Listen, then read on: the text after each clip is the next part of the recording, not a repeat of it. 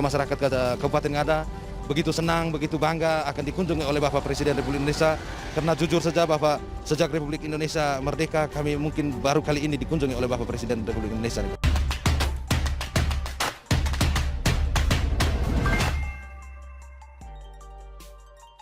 Kadrun pasti sakit hati melihat sambutan meriah warga ND untuk Jokowi.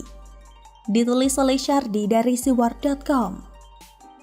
Ini adalah test drive artikel minimal 350 kata. Saya tetap akan fokus ke 600 kata dan sesekali akan menulis pendek seperti ini. Let's go! Presiden Jokowi bersama istri dan rombongan diketahui berkunjung ke Kabupaten ND, Nusa Tenggara Timur sehari sebelum hari lahir Pancasila. Jokowi akan memimpin upacara hari lahir Pancasila dan juga mengunjungi rumah pengasingan Bung Karno. Perlu kita sadari, tiap kali Jokowi berkunjung ke sebuah daerah, terutama daerah yang jarang dikunjungi presiden, selalu momen yang sama. Antusiasme warga yang luar biasa, jumlahnya membeludak, bahkan tidak sedikit yang menangis terharu sambil meneriakkan nama Jokowi. Ada yang bahkan berani menerobos pengawalan dari Pas Pampres. Belum lagi Jokowi yang kerap melanggar protokoler dan berbaur dengan warga, hingga bikin Pas Pampres shock dan kewalahan menangisi situasi unpredictable ini. Situasi seperti ini juga terjadi di ND. Setelah tiba, Jokowi melanjutkan perjalanan menuju hotel. Tapi dalam perjalanan, Jokowi disambut warga di Simpang 5. Saking membludaknya warga dan antusiasmenya, jarak tempuh yang biasanya kurang dari 10 menit, molor hingga 30 menit.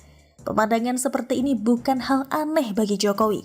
Beda jauh dengan presiden sebelumnya yang dikawal ketat dan jarang bisa dekat-dekat. Antusiasme warga yang kadang sampai terharu inilah yang mengingatkan kita betapa banyak yang mendukung beliau sebagai presiden. Bahkan ada yang bilang, Jokowi adalah presiden kedua yang mengunjungi ND setelah Bung Karno. Dekatnya Jokowi dengan rakyat itu real. Hanya Jokowi yang berani mendekati warga, bersalaman dan foto bareng dengan warga di daerah yang dikunjungi. Dan itu yang membuat warga antusias karena Jokowi bukan hanya presiden, tapi juga sahabat. Kelompok sakit hati dan kadrun tidak akan pernah memahami ini. Mereka pasti tertrigger dan makin sakit hati, lalu melontarkan narasi politik busuk mirip bangkai. Mereka tak akan paham betapa banyak warga yang mendukung Jokowi, yang mereka tahu hanyalah Jokowi antek PKI, antek asing dan aseng, dan tukang kriminalisasi ulama.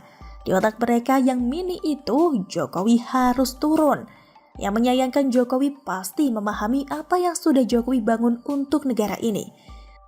Antusiasme warga seperti ini tidak dibuat-buat, apalagi bisa disetting dengan imbalan nasi bungkus pakai karet 2. Ini adalah ungkapan perasaan terdalam yang hanya bisa muncul karena merasakan sendiri apa yang telah dikerjakan Jokowi hingga saat ini. Sedangkan kadrun bencinya setengah mati dengan berbagai alasan goblok, padahal semua orang juga tahu mereka ini adalah sapi perahnya bohir politik. Mereka ini mirip orang tidak punya otak, yang kalau disuruh terjun ke sungai pun mereka bakal lakukan, apalagi kalau sudah mencium aroma kuah gulai nasi bungkus. Bagaimana menurut Anda?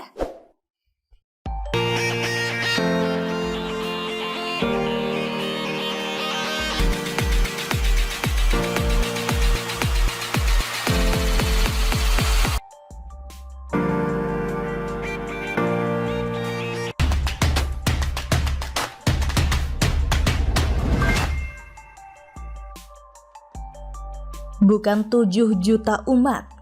Formula E cuma akan dihadiri 22.000 penonton. Ditulis oleh Rizal dari siwar.com. Gubernur DKI Jakarta Anies Baswedan mengatakan tiket Formula E di arena sirkuit sudah ludes terjual. Anies mengatakan nantinya sebanyak 22.000 penonton bakal berada di dalam sirkuit Formula E. Kemudian kita bersyukur penjualan tiket sudah tuntas.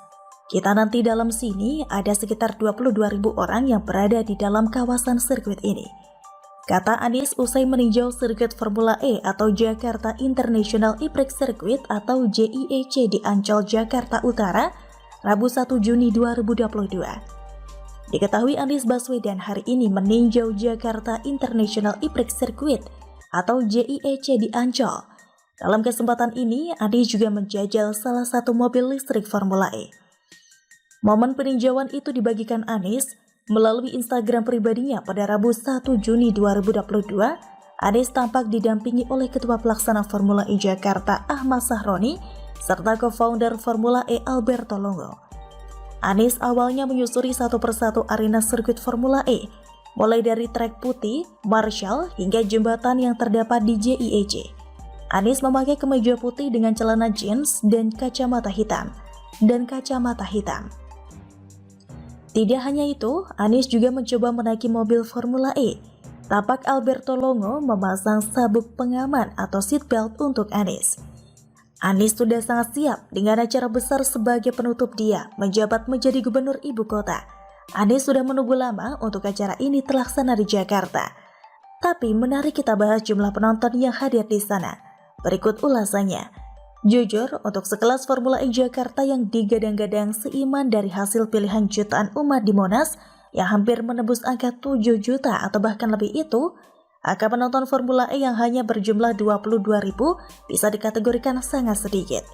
Kemana makhluk tak kasat mata lainnya yang pernah memenuhi Monas kala itu?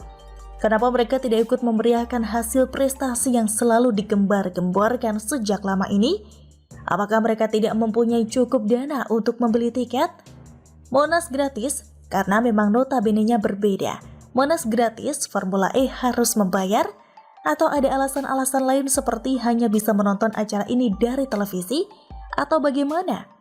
Mau beralasan apapun, jumlah pencapaian penonton yang posisi acaranya berada di ibu kota, angka 22.000 itu sangat-sangat sedikit.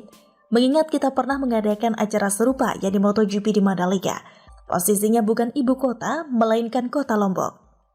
Di Mandalika yang penontonnya harus bermutasi cukup jauh, bukan area padat, bukan Pulau Jawa, tapi angka penonton yang hadir sangat luar biasa. Cukup besar untuk sebuah pulau yang jauh dari ibu kota, menembus angka 100.000 lebih jumlah penonton. Tapi hal ini jadi kontras dengan apa yang terjadi di ibu kota. Padahal produknya bisa dibilang lebih mewah, motor versus mobil. Tapi mengapa jumlah penonton yang hadir tidak sebanyak Mandalika? Biasanya gubernur kita itu jago melebih-lebihkan anggaran dan biasanya parpol pendukung suka melebih-lebihkan angka penonton. Tapi kenapa kali ini mereka membicarakan angka pasti yakni 22.000? Kenapa tidak berbohong kayak biasanya? Kenapa tidak mengklaim asal kayak yang lalu-lalu itu? Semua itu mungkin kita tidak bisa menjawabnya, namun kita dapat berlogika dan bercocok logi sesaat tentang apa dan bagaimana.